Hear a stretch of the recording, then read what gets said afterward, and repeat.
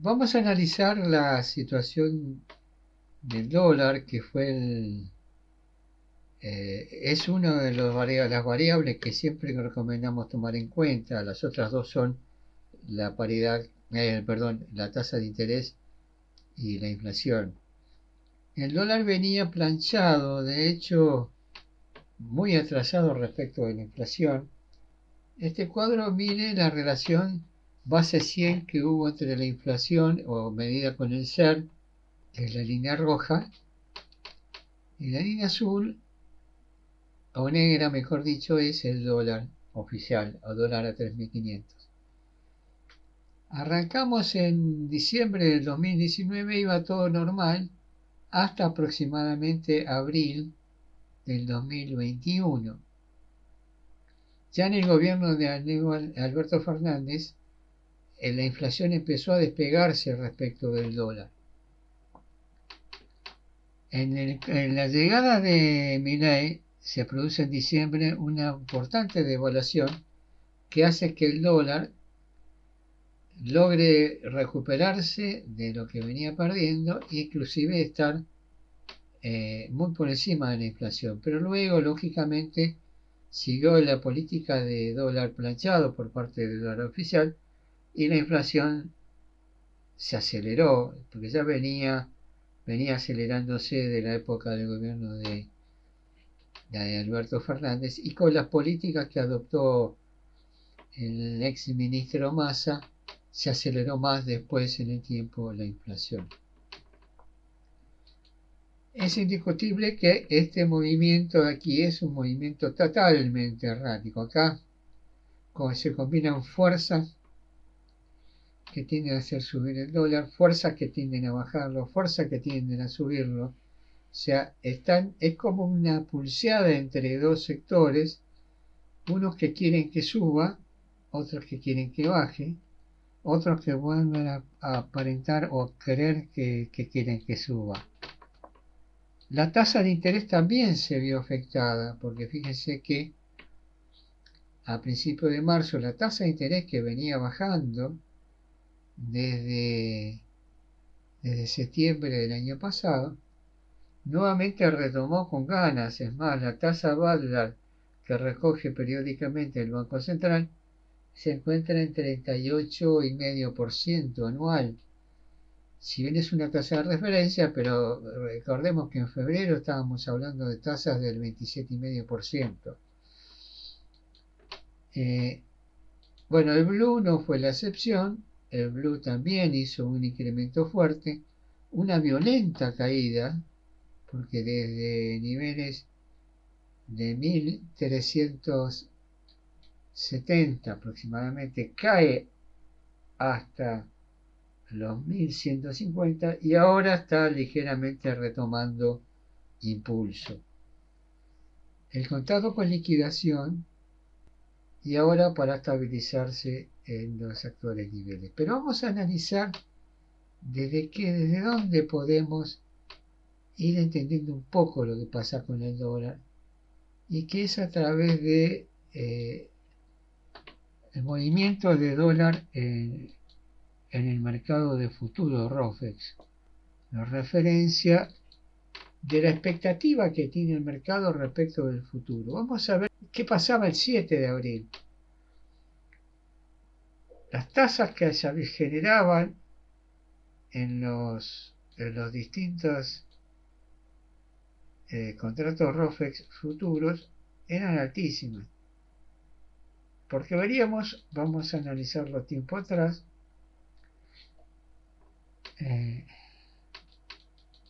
veníamos tranquilos el 3, el 10 de marzo, por ejemplo. Acá tenemos la tasa que se genera, que se llama la tasa implícita, entre el valor de referencia ROFEX y los distintos contratos. Ven que las tasas nominales anuales que se generaban estaban entre el 26% y el 29-30%. Esa curva estaba por debajo de las curvas de meses anteriores, sobre todo por ejemplo de octubre del año pasado o el 27 de diciembre del año pasado, la curva azul, la curva roja. Salvo a partir de cuándo, a partir de septiembre, en donde se incrementa fuertemente esta tasa, mostrando que ahí había expectativa de que algo pasara en septiembre. Todos pensábamos lo mismo. En septiembre, en octubre hay elecciones, quiere decir que el mercado se iba a cubrir, por ejemplo, comprando contratos a fines de octubre, porque esperaba que el gobierno tomara alguna medida cambiaria, por ejemplo, la salida del cepo, y el dólar subiera fuertemente. Lo podemos ver en esta curva que mide la variación de un mes y el siguiente. Si yo tengo miedo de que ocurra algo en un mes, yo compro el contrato futuro de ese mes porque me vence el último día del mes, o sea que yo estaría recogiendo, capturando todo la posible variación de ese mes del activo. Lo mismo pasaría si jugara a la baja. Fíjese la joroba que se generaba entre septiembre y octubre, que llevaba a una tasa mensual directa del 3,5% del futuro de ROFEX. Todos estaban esperando que algo ocurriera en esa fecha. Pero empezó a haber mayor tensión en el corto plazo. Vamos a verlo con más claridad. Hasta acá vemos que ahora empezó a subir la curva verde y se mete entre las dos. Se mantiene la joroba, pero hay mayor incremento de los vencimientos más cortos. Bueno, acá ya directamente es un delirio, ¿no? Los vencimientos más cortos, por ejemplo, el vencimiento a marzo me daba un 140% de tasa nominal, el vencimiento a abril me daba un 77%. Todas las tasas habían ido a las nubes, tomando en cuenta la tasa en pesos que se genera en el mercado, y ven que la curva está muy pronunciada en los vencimientos más cortos. Si bien se mantiene la expectativa entre septiembre y octubre, pero está todo muy pronunciado en los vencimientos más cortos. Obviamente que el mercado estaba pensando que iba a pasar algo en el corto plazo. Nuevamente las curvas siguen altas, 55, 68. Se mantienen por encima de todas las otras curvas del año 2024, que fue un año de llena normalización. Acá se mantiene la curva, pero todo empieza ahora a vislumbrarse que algo va a pasar entre marzo y abril. ¿Se ve? Acá está joroba. Si bien empieza a tranquilizarse, pero las tasas siguen siendo altísimas, del orden del 40% en el corto plazo. Nuevamente acá el 31 de marzo se exacerba el mercado con tasas en alza. Acá ya directamente la curva de ROFEX se separa de las otras dos, mostrando que está recalentada respecto de curvas de ROFEX del año pasado. Se mantiene la situación en comienzos de abril. Sigue esta situación en comienzos de abril.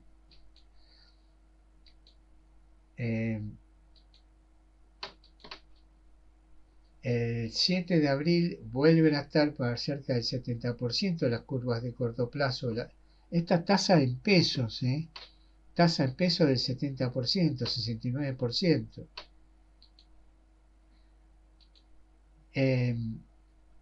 Acá tenemos la tasa del 8 de abril, pero la joroba de septiembre-octubre se mantiene. Todavía había expectativas de septiembre y octubre. Bueno, acá nuevamente se vuelve a disparar la tasa implícita de los vencimientos del spot contra los contratos. y sigue el 75, 68%, 62%.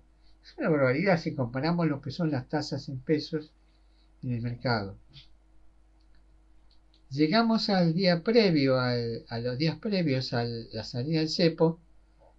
Fíjense ustedes, 108, 101% que genera esta curva total y absolutamente invertida. Está todo focalizado en el muy corto plazo. O sea, siempre hay inside information. Había gente que sabía lo que estaba pasando y sabía lo que estaba tomando posiciones en estos contratos. Y el 11 de abril, el día previo a la salida del cepo, las tasas, ya la de fin de abril ya no es tan importante porque estábamos muy cerca del vencimiento, pero la tasa de fin de mayo estaba en el 105% y la tasa mínima, que era marzo del 26, estaba en el 44%, tasa nominal anual. Nadie te pagaba, a nadie nos pagaba esa tasa en pesos en ningún mercado. El 14 de abril ya estamos fuera del cepo. Y acá empieza el proceso inverso. Empieza a desinflarse la expectativa, porque ya la expectativa se supo, ya lo que era expectativa era noticia. La curva empieza a bajar, las tasas empiezan a bajar. Fíjense que al final de la tabla tenemos ya tasas del 27, 28%. Se mantiene esta curva, esta joroba, que no sé si habrá alguna expectativa respecto a lo que pudiera ocurrir entre julio y agosto. Se mantiene la joroba entre septiembre y octubre, pero las tasas ya siguen bajando y es así como vamos llegando a los valores actuales. Fíjese cómo se descomprimió el nivel de tasa implícita mensual de corto plazo, la que se mantiene en la de septiembre-octubre. Sigue normalizándose la curva de tasas nominales de los ROFEX. Acá hubo un ligero incremento de valores, producto seguramente de alguna expectativa de suba del dólar, pero el día 24 y sobre todo el día 25 ya hemos vuelto a cierta normalidad con la tasa. Tasas nominales del orden del 22, 24, 27%, que son más acordes a la realidad en la que vivimos. Y un dato interesante es que los contratos a fines de octubre que habían generado aquella joroba tan grande, tan importante, donde se medía la expectativa de que pasara algo entre septiembre y octubre, ahora se plancharon. Ahora tenemos una media de tasa mensual que va del 2,17% al 2,48%. Sí, es verdad, se mantiene algo de expectativa entre noviembre y diciembre, pero está planchada la curva. Además, después, inclusive desciende. Nuestra recomendación, por lo menos mi recomendación, es que quienes en cierta medida quieren seguir la evolución del sistema financiero, sigan de cerca estas tasas de futuro ROFEX, porque no tenemos muchas alternativas de medir la expectativa que tiene el mercado respecto de la evolución futura. Y los futuros, recuerden siempre, no solo sirven de cobertura, no solo sirven para especular, para comprar sin necesidad, pero solamente por expectativa de suba o baja, por ejemplo, para vender cuando yo creo que puede bajar, sino sirven como referencia, como termómetro de la expectativa de los agentes financieros, de lo que puede pasar en el futuro con el determinado activo. Yo sé que en el futuro ahora, sacando hasta abril, que abril ya estamos en 5 días, y cualquier pequeña variación de precio de ajuste va a generar altas variaciones de la tasa nominal. Yo sé que a partir de mayo en adelante se ha movido entre un 22,5% a un 27%. O sea, estamos en un nivel de tasas en pesos normales que vemos en el mercado, que vemos en caución, que podemos ver en plazos fijos o en algunas colocaciones, y que están en sintonía con la expectativa de inflación del gobierno para el próximo año. Así que sigan, o por lo menos traten de buscar referencias de cómo se comporta esta tasa implícita de pase, y si no la tienen, esta tasa mensual, búsquenla o traten de armarla. Es una pena porque hasta hace poco tiempo había un diario que la publicaba todos los días, ahora no la publican más, pero yo creo que el ROFEX debe de tener algún ítem que nos ayude a entender, porque, repito, los futuros son una fuente de información respecto de las expectativas del mercado con respecto a un valor, a un activo en el futuro. Y eso nos puede ayudar a entender qué es lo que puede llegar a, o qué es lo que está especulando el mercado que va a pasar en el futuro cercano.